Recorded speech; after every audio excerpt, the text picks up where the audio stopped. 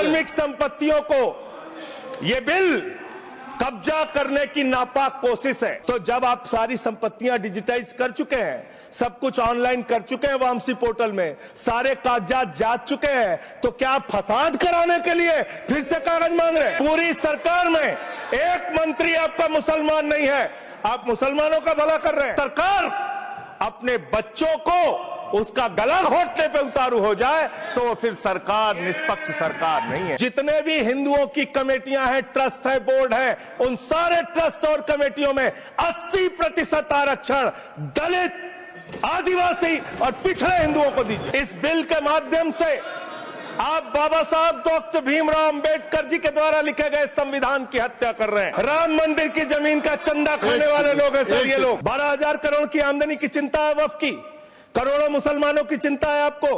एक अपने दोस्त को पकड़ के लाइए, नीरव मोदी को 20,000 करोड़ वसूलिए, 12,000 करोड़ वक्फ को दीजिए, 8,000 करोड़ अपने पास रखिए। श्री संजय सिंह।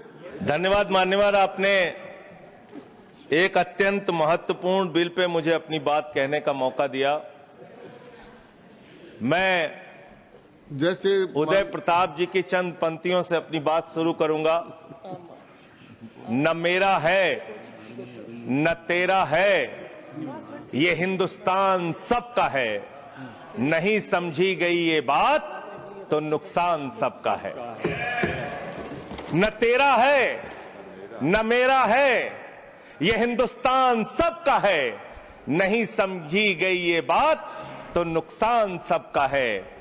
जो आकर मिल गई इसमें वो दिखलाई नहीं देती, जो नदियां मिल गई इसमें वो दिखलाई नहीं देती, महासागर बनाने में मगर एहसान सबका है।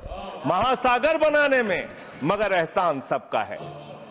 मान्यवर, हम लोग बचपन से एक शब्द सुनते आए, सरकार माई बाप।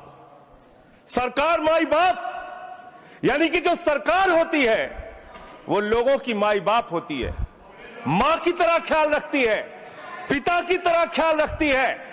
लेकिन अगर कोई सरकार अपने बच्चों को उसका गला घोटने पे उतारू हो जाए तो वो फिर सरकार निष्पक्ष सरकार नहीं है। नहीं है मान्यवर, वो सौतेली मां है, वो सौतेली मां है, उसका व्यवहार सौतेला है। और आज आप जो काम कर रहे हैं इस बिल के माध्यम से, आप बाबा साहब डॉक्टर भीमराव अंबेडकर जी के द्वारा लिखे गए संविधान की हत्या कर रहे हैं। और ये बात मैं इसलिए कह रहा हूं कि बाबा साहब डॉक्टर भीमराव अंबेडकर जी ने संविधान की धारा 26 में लिखा, धार्मिक मामलों के प्रबंधन की स्वतंत्रता, धार्मिक एवं धर्मार्थ उद्देश्यों के लिए संस्थाओं की स्थापना एवं रखरखाव करना, धर्म के मामलों में अपने स्वयं के मामलों का प्रबंधन करना, चल एवं अचल संपत्ति का स्वामित्व एवं अधिग्रहण करना तथा ऐसी संपत्ति का कानून के अनुसार प्रशासन करना। यह अधिकार आपने नहीं दिया, यह अधिकार किसी भारतीय जनता पार्टी के लोगों ने नहीं दिया, यह अधिकार बाबा साहब डॉक्टर भीमराव अंबेडकर जी के द्वारा लिखे गए भारत के संविधान ने दिया मानकर। और आप उस संवैधानिक अधिकार को छीन रहे हैं एक गैर संवैधानिक बिल लाके। क्या क्या लिखा इस कानून के अंदर आपने, किस तरीके से आपने इस संविधान की हत्या करने का काम किया। आप बड़ी बड़ी बातें कर रहे हैं। ये सरकार कह रही है कि ये कानून हम मुसलमानों के भले के लिए आ रहे हैं। जब मैं आपसे सुनता हूं तो मुझे लगता है कपिल शर्मा कॉमेडी सर्कस में बोल रहा है। आप मुसलमानों का भला कर रहे हैं, आप मुसलमानों का भला कर रहे हैं।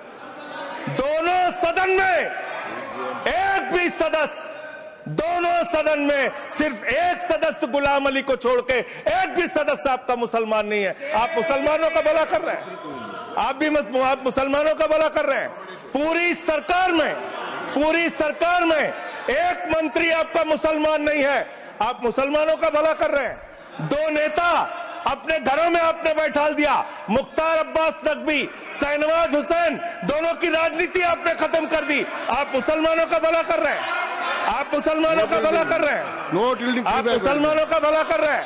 अरे सुनना सीखो पहले। मान्यवर, मैं इनके इस कानून में क्या क्या लिखा हुआ है, क्या क्या कहा है इन्होंने। बैठ जाएं कृपया, गुलाम अली जी बैठ जाएं। धार्मिक संपत्तियों को ये बिल कब्जा करने की नापाक कोशिश है इतनी और शांति धार्मिक है संपत्तियों को सदन में, इतनी कब्जा शांति करने के लिए। सदन में इतनी शांति है कि आराम से आप बोलोगे तो आराम सब- से बोल रहा हूं सर। हाँ, आप बैठे हैं तो आपको देख के वैसे ही आराम आ जाता है। आपको देख के मैं वैसे ही आराम में रहता हूं सर। आप जब है आपका संरक्षण है तो आराम से ही बोल रहा हूं। बोलिए बोलिए। मान्यवर, धार्मिक संपत्तियों को कब्जा करने की एक कोशिश है।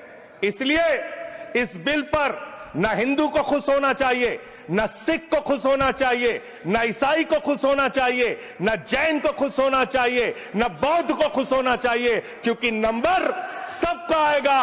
और आज वक्फ की संपत्तियां कब्जा करके आप अपने दोस्तों को देंगे, कल गुरुद्वारे की संपत्तियां कब्जा करके आप अपने दोस्तों को देंगे, फिर चर्चों की संपत्तियां कब्जा करके आप अपने दोस्तों को देंगे, फिर बौद्धों की संपत्तियां कब्जा करके आप अपने दोस्तों को देंगे, फिर जैनों की संपत्तियां कब्जा करके आप अपने दोस्तों को देंगे, फिर मंदिरों की जमीनें कब्जा करके आप अपने दोस्तों को देंगे। आप तो वो लोग हैं जिन्होंने प्रभु श्री राम के मंदिर में भी घोटाला किया। मान्यवर, प्रभु श्री राम के मंदिर के जमीन में घोटाला किया। मैं कागज दूंगा सर, मैं कागज दूंगा। बंद कर दिया मैंने। ये लोग राम मंदिर में घोटाला करने वाले लोग हैं। राम मंदिर की जमीन का चंदा खाने वाले लोग हैं सर। ये लोग 2 करोड़ की जमीन 5 मिनट में 18 करोड़ में बेची सर इन लोगों ने। मैंने 16.5 करोड़ का घोटाला किया, 18.5 करोड़ में जमीन बेची। ये राम मंदिर में घोटाला करने वाले लोग हैं सर। मान्यवर, अरे प्रभु श्री राम के नाम का पैसा खाते हो तुम लोग। अरे बैठ जाओ, राम मंदिर का पैसा खाते हो। अरे राम मंदिर में घोटाला करते हो, बैठो। अरे राम मंदिर का चंदा खाते हो। अरे चंदा चोरो बैठो, चंदा चोरो बैठो, चंदा चोरो बैठो, बैठो चंदा चोरो, चंदा चोरो बैठ जाओ। चंदा चोरो तुम लोग चंदा चोरो, चंदा चोरो तुम लोग, चंदा चोरो, चंदा चोरो, चंदा चोरो बैठो। 1 मिनट को प्लीज। चंदा चोरो बैठो। सभापति महोदय, Shri Gajendra Singh ji. Sir, I am not dealing sir, I am not dealing. सदस्य ने चंदा चोरी किया इन्होंने सर। राम का पैसा खाया करने वाले प्रभु श्री राम का पैसा खाया सर इन्होंने। राम मंदिर का विषय, राम मंदिर में चंदा चोरी किया इन्होंने। बैठ जाए। चंदा चोर है सर ये लोग। इन्होंने प्रभु श्री राम का चंदा खाया, कृपया बैठ जाए। चंदा चोरी किया सर। कृपया बैठ जाए। राम मंदिर के संबंध में सर राम मंदिर के संबंध में कहे गए सभी शब्दों को मैं कार्रवाई से निकाल रहा हूं। कार्रवाई से निकाल दिए। 2 करोड़ की जमीन 18.5 करोड़ में खरीदी इन लोगों ने। 2 करोड़ की जमीन अयोध्या में 18.5 करोड़ में खरीदी। मान्यवर, कृपया मेरा टाइम बचाया जा सर। मान्यवर, टाइम पॉज कीजिए सर, टाइम पॉज कीजिए। बैठाइए इनको। Point of order yes allow. Sir, I am not dealing sir. Point of order Bhupendra Yadav, please sit down.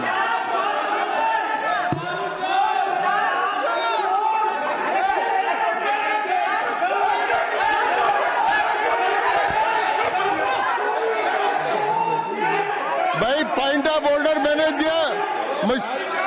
आप जाइए स्थान पर, कृपया अपने स्थान पर जाएं।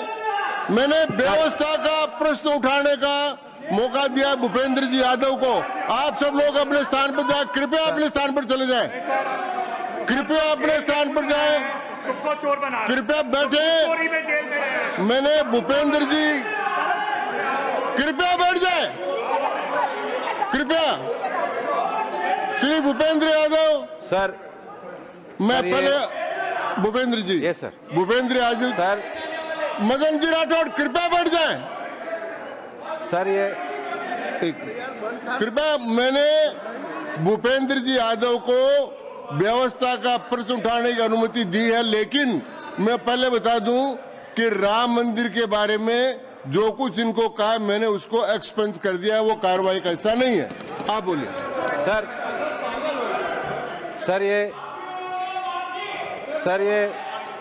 सर ये सदन का उच्च सदन है। रूल में बता देता हूं, रूल 238 और 240। आप 238 और 240, 238 and 240, you read it. Sir there are 238 कौन से? सर 2 रूल्स है, 238, 240, मेरे को बुक की जरूरत नहीं है। हाउ टू स्पीक ये 238 है। सर 240 बड़ा इंपॉर्टेंट है जी। सर कोई भी सदस्य अगर इररिलेवेंट बोलता है, अगर तो ये चेयर की पावर है कि उस सदस्य को रोक सकते हैं। जो विषय डिबेट से जुड़ा हुआ नहीं है, जो विषय सदन से जुड़ा हुआ नहीं है, इररिलेवेंट विषय को आपको रोकने का अधिकार है। जो सदस्य संजय सिंह जी बोल रहे थे वो इररिलेवेंट है। तीसरा एक और विषय सर, 238 में बोलने के बाद जो असंसदीय शब्द है, किसी भी पार्टी के बारे में, किसी के बारे में जो असंसदीय शब्द है वो बोले गए हैं तो उसकी भर्त्सना भी हाउस पूरी तरीके से करता है, माननीय और उसको हटाता है। माननीय हाँ, Tiruchi Shiva, Sir, I also stand on the. Please I am allowing mister Tiruchi Shiva. I also stand on the same rules, sir. 238 and 240. You didn't quote 238. You remember 240, but 238 you are well versed, I know, but you are not quoted. Nothing refer, only the rule number. Yes, yes. Refer to any matter of fact on which a judicial decision is pending. No. Make a personal charge against a member. No. Please. Oh. What is? Please. Kindly listen. Hello, please. I'm on a point of order. I'm on a point of order. I'm on a point of order. Point of order आपने allow किया है। What is that? Point of order आपने allow किया है। Rule 240. बैठ जाए, Sir, सुन ले एक बार। sir. मैं निर्णय मुझे करना, आप तो सुन तो लें। आप बैठे। Mr. Vice Chairman, only 240. 240 which is मैंने quoted, दोनों sir. 238, Sir, sir. 240 दोनों देख लिए। Please, sir. हाँ। Rule 240 says, the chairman, after having called the attention of the council to the conduct of a member who persists in irrelevance or in tedious repetition, you didn't call, sir. Whether it is irrelevance or repetition has to be decided by the chair. So, the chairman. आप सुनो ना भाई, please. Hello, please. I am speaking to the chair. Please तो I am speaking to the chair. इधर देखिए ना। Sir, it is we leave it to your discretion and Yes. decision, sir. Yes. And not it is repetition or irrelevance can be decided by any other member, sir. Only you, sir. Okay, thank you. मैंने श्री भूपेंद्र जी यादव ने 240 में ये और है कि अगर कोई दूसरा सदस्य भी किसी सदस्य के इररिलेवेंट डिबेट को सपोर्ट करता है तो उसको भी डिबार करना चाहिए, आपको शिवा को भी करना चाहिए। अब एक सेकंड, मेरी व्यवस्था यह है कि 238, 240 के अंतर्गत मैंने ऑलरेडी जो असंसदीय शब्द थे वो और राम मंदिर के बारे में, क्योंकि ये विधेयक की परव्यू में नहीं आता है, इसलिए मैंने राम मंदिर के बारे में इनके लगाए गए इलेक्शन और असंसदीय शब्दों को कार्रवाई से निकाल दिया। धन्यवाद। मान्यवर, आपने कहा कि इससे आप पिछड़े मुसलमानों का भला करने जा रहे हैं। सुनने में बहुत अच्छा लगता है कि आप पिछड़े मुसलमानों का भला करने जा रहे हैं। आपने इसमें कहा कि आप महिलाओं का भला करने जा रहे हैं। सुनने में बहुत अच्छा लगता है कि आप महिलाओं का भला करने जा रहे हैं, लेकिन ये सरकार और यहां पे इस समय मंत्री जी नहीं है, मैं उनसे पूछना चाहता हूं, आप देश को और सदन को गलत जानकारी क्यों दे रहे हैं? मानवर 2013 के वक्फ बिल में जो भारतीय जनता पार्टी की सहमति और सहयोग से पास हुआ, उसमें भी महिलाओं के लिए आरक्षण था। मना कर दीजिए कि नहीं था? मना करिए कि हम गलत बोल रहे हैं। मानवर, मंत्री जी ने कहा 1 करोड़ सुझाव आया।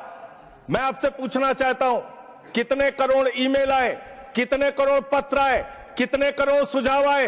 पूरे देश को जानकारी दीजिए, और मैं आपको दावे के साथ कह सकता हूं, जब पूरा सच सामने आएगा तो देश को पता चलेगा कितने लोग इस बिल के विरोध में थे, कितने लोग इस बिल के समर्थन में थे। मैं जेपीसी का सदस्य था मानवर, मैं कह रहा हूं आपसे लाइए। और आप पिछड़े मुसलमानों का भला करना चाहते हैं? मैं आपसे हाथ जोड़कर निवेदन करता हूं, विनती करता हूं, और हमारे जो मित्र उधर भी हैं, अगर आप मेरी बात से सहमत हैं तो समर्थन करना। समाज में छुआछूत को, बीमारी को मिटाने के लिए चलिए उठाते हैं कदम, और अगले सत्र में एक बिल लेके आइए। जितने भी हिंदुओं की कमेटियां हैं, ट्रस्ट है, बोर्ड है, उन सारे ट्रस्ट और कमेटियों में 80% आरक्षण दलित, आदिवासी और पिछड़े हिंदुओं को दीजिए। मैं समर्थन करूंगा आपका, माला पहनाऊंगा आपको। आप पिछड़ों का भला करने की बात करते हैं, आप दलितों का भला करने की बात करते हैं। आपकी मातृ संस्था आरएसएस 100 साल तक आपने एक भी दलित, पिछड़ा और आदिवासी, एक भी महिला को आज तक आरएसएस का प्रमुख नहीं बनाया। आप दलितों और पिछड़ों और आदिवासियों की आरएसएस के बारे में भला करने की बात को करते एक्सप्लेन कर हैं। दीजिए। माननीय, इस बिल में क्या लिखा है? आप जो भी बातें इस विधेयक के अलावा बोलेंगे उन सब को मैं एक्सप्लेन सर, ये करूंगा। क्या उसमें सत्य नहीं है? क्या ये सच नहीं है? सर, मेरा टाइम रोका जाए। और सर, बिल के बारे में बात करते हैं। माननीय मंत्री जी ने कहा आज आप इस बिल को पास कर रहे हैं, आज आपका सीना चौड़ा हो रहा है, आपको लग रहा है एक धर्म के अधिकार को आप छीन रहे हैं। नहीं, कल को आप सभी धर्मों की धार्मिक संपत्तियां छीन के आप अपने दोस्तों का देने का काम करेंगे। मैं फिर इसको दोहरा रहा हूं और फिर इसको कह रहा हूं कि आप ये करेंगे, धार्मिक संपत्तियों के कब्जा करने का काम करेंगे। और किसी गलतफहमी में मत रहिए। आपको लोकसभा के चुनाव में मात्र 36% वोट मिला है। इस देश की 64% आबादी आज भी आपके खिलाफ है, आज भी आपके खिलाफ खड़ी है। किसी गलतफहमी में मत रहिए।